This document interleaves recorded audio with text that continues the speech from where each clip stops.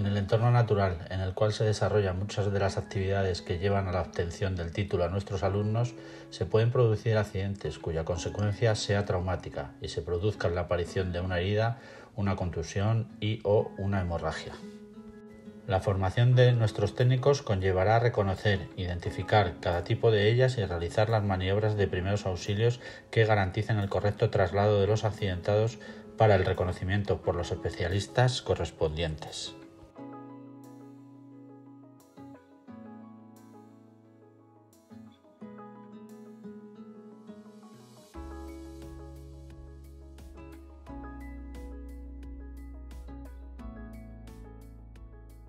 Las heridas son aquellas lesiones causadas en el organismo por la acción de un agente traumático que origina una pérdida de solución de continuidad de la piel o en las mucosas, produciéndose una comunicación entre el interior del foco traumático, antes estéril, y el exterior.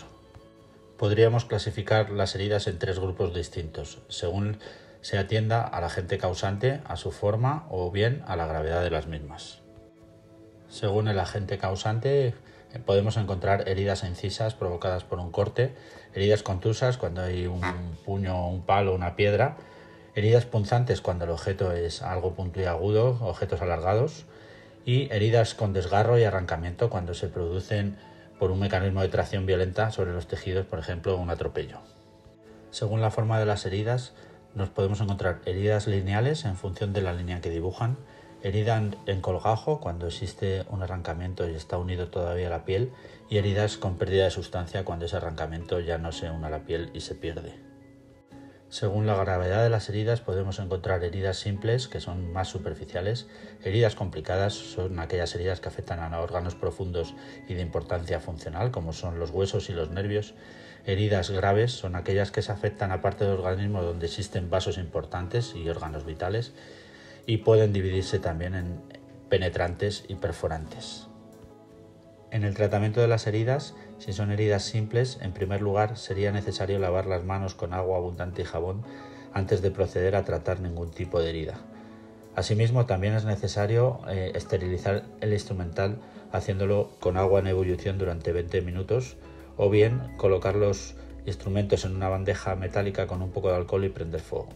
A continuación, limpiar la herida con agua a chorro, de forma que la misma incida sobre el centro de la herida con el ánimo de que arrastre todos los cuerpos extraños que pudiera contener la misma. Seguidamente se procederá a limpiarla directamente con gasas estériles, haciendo desde el centro hacia afuera, utilizando una gasa cada vez. Las gasas se empaparán previamente en algún antiséptico. Finalmente, se procede a cubrir la herida con gasas estériles empapadas en solución antiséptica y practicar un vendaje. En este tipo de heridas, nunca se utilizará algodón para limpiarlas, puede quedar algún filamento dentro de la herida, ni se aplicarán polvos antibióticos, sulfamidas o ningún tipo de crema o ungüentos. Si existe pérdida de sustancia o de cualquier parte del organismo, como un dedo o un diente, colocarlo dentro de una bolsa de plástico, a ser posible estéril, y a su vez ponerla dentro de otra bolsa en la que exista hielo, trasladando la misma al hospital junto con el herido por si hubiese posibilidad de su reimplantación.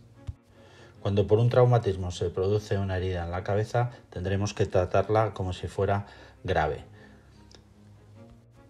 En este caso, tendremos cuidado en la realización de un vendaje y en la manipulación de la víctima, sospechando de que puede haber una afectación cerebral.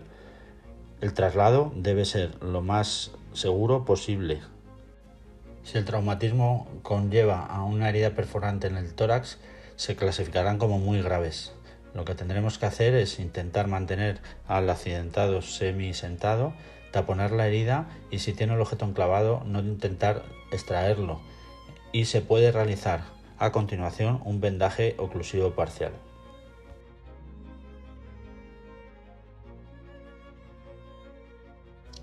Las contusiones son debidas a la acción de un agente que golpea sobre la piel sin llegar a producir en la misma la pérdida de solución de continuidad. En función de la intensidad del traumatismo se pueden distinguir varios tipos de contusiones. Las contusiones mínimas son debidas a pequeños golpes, por efecto de los cuales se produce una contracción de los vasos sanguíneos y un enrojecimiento de la piel. No requieren un tratamiento especial, pasando el dolor espontáneamente al poco tiempo. No obstante, queda muy aliviada la zona si se aplican compresas de agua fría. En las contusiones de primer grado se produce una rotura de pequeños capilares superficiales, dando lugar a una microhemorragia llamada equimosis o cardinal, el cual se aprecia a través de la piel con un color azulado o negro azulado. No requiere un tratamiento especial, pero los síntomas mejoran dejando la zona en reposo y aplicando compresas frías. En las contusiones de segundo grado el traumatismo es mayor y se rompen los vasos de mayor calibre, dando lugar a un abultamiento debajo de la piel de sangre llamado hematoma. El tratamiento consistirá en la aplicación del vendaje compresivo, sobre todo en el caso del derrame de Morel-Laval, puesto que los hematomas se reabsorben espontáneamente al poco tiempo. En las contusiones de tercer grado se produce roturas de vasos más profundos con formación de grandes hematomas. El tratamiento consistirá en pincelar la piel con sustancias antisépticas, inmovilizar completamente la zona afectada, elevar el miembro afectado y traslado al centro sanitario. Se denomina hemorragia la salida de sangre por rotura de algún vaso sanguíneo. Una vez se produce la misma, el socorrista debe valorar la cantidad de sangre perdida, la velocidad de la pérdida de sangre, siendo esta última muy importante puesto que la rapidez y la pérdida conducen inevitablemente a un shock hipovolémico, por lo que el socorrista, una vez valorada la situación, procederá a aplicar el tratamiento necesario encaminado a evitar el antedicho shock. Clasificaremos las hemorragias en tres tipos: en externas, en internas y en exteriorizadas por orificios naturales. En función de la procedencia de la sangre podrían ser arteriales, venosas o capilares. El tratamiento de las hemorragias externas consiste en los siguientes pasos por orden de actuación. En primer lugar, presión directa de la herida. Se coloca un apósito estéril y no se retira en ningún momento, colocando encima cuando se empape el primero la cantidad que sea necesaria. Si con el paso anterior no se detiene la hemorragia, elevaremos el miembro por encima del corazón con el fin de que reduzca la presión de la sangre y facilite así la formación del tapón hemostático por depósito de plaquetas. Si con las dos maniobras anteriores no se detiene la hemorragia, se realizará una compresión con los dedos de una mano sobre el trayecto de la arteria principal de ese miembro con el fin de conseguir la disminución o cese de la hemorragia. Con la presión digital se tratará de aplastar dicha arteria contra el hueso. Únicamente cuando las medidas anteriores para contener la hemorragia han fracasado, se procederá a la aplicación de un torniquete. Otras indicaciones del torniquete son en la amputación traumática del miembro, antes de la liberación de un miembro aplastado transcurrido cierto tiempo, más de 4 horas. En las hemorragias internas, la sangre queda en el interior del organismo, por lo que no se puede ver, con lo cual solo podemos sospechar de la asistencia en función del tipo de accidente que tuviese el individuo y los síntomas que pueden aparecer. Los síntomas que pueden presentar el sujeto son los del shock, como es la desorientación temporoespacial o incluso la pérdida de conocimiento por el traumatismo, la palidez intensa, fundamentalmente cutánea, sudoración fría y pegajosa, taquicardia, pulso débil, hipotensión.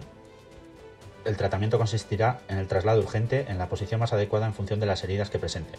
Bien puede ser en posición lateral de seguridad, posición anti-shock o semisentado si se sospecha que es procedente del aparato respiratorio. El primer caso de hemorragia exteriorizada por orificios naturales es la otorragia, que es la salida de sangre a través de un conducto auditivo. Cuando no existe antecedente de traumatismo y la hemorragia es de muy pequeña cantidad, generalmente carece de importancia, puesto que suele ser debida a pequeñas erosiones en el conducto auditivo. En la circunstancia que existe antecedente de traumatismo craneal con o sin pérdida de conocimiento, mientras no se demuestre lo contrario, se sospechará de una fractura de base de cráneo. El tratamiento consiste en no taponar la hemorragia. La movilización de los pacientes se debe realizar con sumo cuidado, en bloque, puesto que existe una gran posibilidad de que se produjese una lesión a nivel de la columna cervical. Si la salida de sangre se produce por la nariz, le llamamos epíxtasis. La rotura de una pequeña arteriola, los síntomas debidos a enfermedades sistémicas tales como la hipertensión, la gripe, etc., o un origen traumático debido a golpes directos sobre la nariz. El tratamiento será calmar al accidentado, ponerle con la cabeza recta o ligeramente inclinada hacia adelante, nunca hacia atrás, puesto que este último caso se provoca que la sangre pase al estómago, pudiendo producir una irritación del mismo. Taponar la fosa nasal sangrante durante 3 o 4 minutos. Si con la medida anterior no cesa la hemorragia, procederá a tapar la fosa que no sangra, realizando inspiraciones fuertes con la fosa sangrante. Si tampoco cesa, se taponará la fosa sangrante con una gasa empapada en agua oxigenada, introduciendo dicha gasa en forma de sábana plegada, llegando a taponar completamente. Si el sangrado se produce en la boca, puede proceder de un pulmón y en este caso estaríamos ante una hemoptisis. Se suele reconocer porque suele surgir al exterior tras golpe de tos y va mezclada con espuma o burbujas. Las medidas a tomar serían el reposo del paciente en posición semisentado, conservar la materia expulsada en un recipiente y esperar a los servicios de emergencia. Si expulsamos sangre por la boca acompañada de tos y suele ser de un color más oscuro y acompañada por restos alimenticios en forma de coágulos, se puede denominar hemorragia en pozos de café o hematemesis. Colocaremos al paciente en posición de cúbito supino con las piernas semiflexionadas y lo trasladaremos así urgentemente al hospital o esperaremos a los servicios de emergencia.